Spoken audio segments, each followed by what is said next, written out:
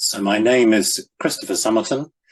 I have been a consultant in gastroenterology for almost 30 years. I've worked in a number of hospitals around the Manchester and Lancashire area as a consultant, and prior to that did my training in places like Cambridge.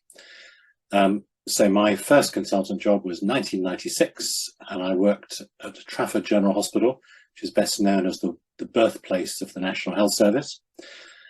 So I've developed quite a lot of experience and knowledge and observation of various conditions over that time. I've also been deeply involved in training at various levels. So I've been involved with medical student training and very heavily in training doctors in my particular specialty. So we have a structure where a particular doctor is responsible for a region. That doctor is called a training program director. So I've been the training program director for the northwest of England.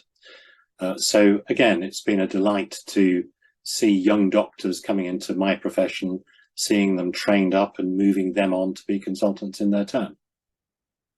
Why did I decide to become a doctor is a very good question. I think for most of us, it's a journey. So the journey for me started all the way back at school when I was reasonably good at science, and my school signposted me towards medicine. They thought that would be a good way of using my skills and abilities and a good profession to move into. So I didn't think I really knew what a doctor was in terms of I had no close association with that. My family weren't medical, so I didn't have any knowledge of that. But once I passed through my training and actually qualified as a doctor, I found that I loved it. I think for me, medicine has turned out to be a very noble profession.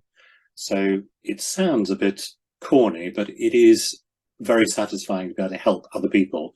So to meet people at their points of need and to help them through a particular problem, to help to analyze their difficulties and hopefully to provide treatment and cures. So I think for me, I love the detective work in medicine. I love the fact that there's a problem, someone brings along their particular symptoms or problems, and it's up to me to sort of work through that detective work. And I think I'm also very fortunate that I found an area of medicine which combines the fun of technical skills with those skills of analysis and diagnosis. So in my particular profession, I do a certain amount of endoscopy. So I put telescopes and instruments inside people to look at their insides. So that's always intriguing and fascinating to see whether what I find inside matches up with the stories and the guesses that we've made in terms of what's going on. So gastroenterology is a specialty which is to do with the digestive organs. So problems to do with the stomach and the lower bowel and the associated organs, so the liver, the pancreas. So it's quite a wide specialty. My first introduction to gastroenterology came in my very first job after I'd qualified, and I was working in Birmingham for a man who was just a very inspirational consultant, and I learnt a lot from him in terms of his attitude towards patients, his desire to learn and to gain more experience in gastroenterology, and the way that he just practiced. So he was one of my early heroes, and I think it was probably him who inspired me towards gastroenterology as a profession. I think what I particularly like about it is that it's got a very wide breadth of conditions. So you're not just confined to one particular disease, but there's all sorts of problems which can go wrong, so all sorts of diseases. We've got an increasingly wide range of different treatments that we can use. I like the practical skills of endoscopy, which is not only looking inside people to see what's wrong, but also potentially doing things in terms of treatment. So you can inject if muscles are overactive, you can remove stones from the liver tubes, all sorts of things can be done with an endoscope. I also find it very rewarding and very productive to have collaboration with other specialties. So gastroenterology overlaps a lot with surgery. So patients with various problems to do with their bowels might need an operation as well as tablet treatment. It also overlaps with a lot of the other specialties which we use to make a diagnosis. So if I go in and see an abnormality with an endoscope and I take a biopsy, then the key person that I'm teaming with at that stage is called a histologist. So these are doctors who look down the microscope, look at the specimens. So our interaction between me explaining what I'm seeing, what they're finding down the microscope, is very important to make a proper diagnosis. So I like those interactions. They're very rewarding and ultimately very, very helpful for patients.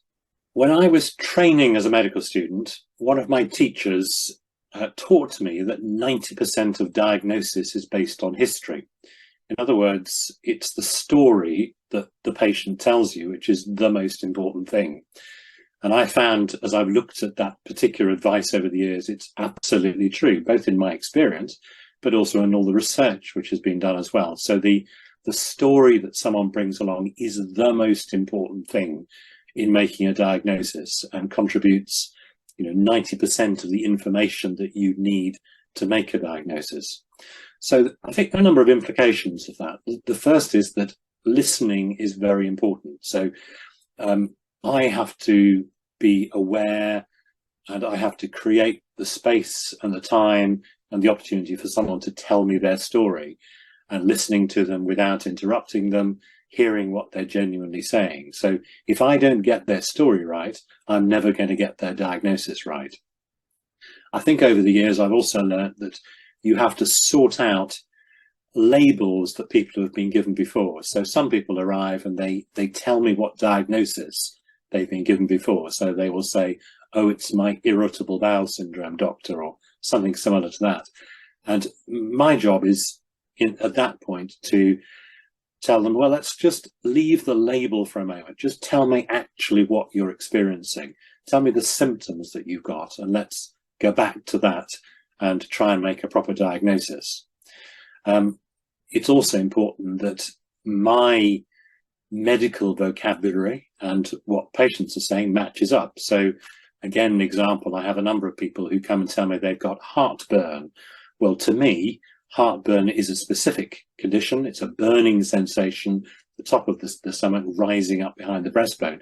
But to lots of other people, heartburn means different things. So if someone says to me, I've got heartburn, the next question is, well, what do you actually mean by that? Just tell me what the symptoms are for you. The other aspect of listening, I think, is to understand the impacts and implications of people's symptoms. So if someone's got a diarrhea problem, they might have to spend their whole life planning their day around toilet stops. So for me to understand that is very important. And I think the other aspect of listening is to bring in the patient's own research and ideas. So we live in an era where everybody's got access to Google. So lots of people have already looked up their symptoms and come up with their own ideas. And I would never dismiss that. I think it's really important that we work in partnership. So if a patient has got a question, that's always a genuine question. They may not have the condition that they think they have, but it's always important to listen. So I always go back to that original teacher who said to me 90% of diagnosis is based on history. And I think that's really important. That's what I would want to teach my trainees, how to listen and how to get the story so that you can make a proper diagnosis. Well, in frustrating, stressful and difficult situations, I'm told by others that I'm cool, calm and collected, which is always nice feedback. I think that's true. I don't think I ever feel particularly flustered. And obviously as doctors, we can be in all sorts of very stressful situations, emergency type situations where people need urgent and immediate attention. But I think I'm able to think properly under pressure. So in those situations, I'm not flustered. I can often find that I can bring some calm to other people. So our endoscopy nurses often say of me, we really enjoy doing your lists because you just do them in a calm and ordered manner.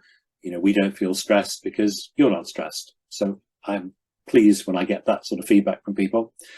I think in broad terms as well, in other conversations, in stressful and difficult situations, my choice would be always to prefer peace and collaboration to conflict. So I'm not someone who I think would raise my voice and shout a lot.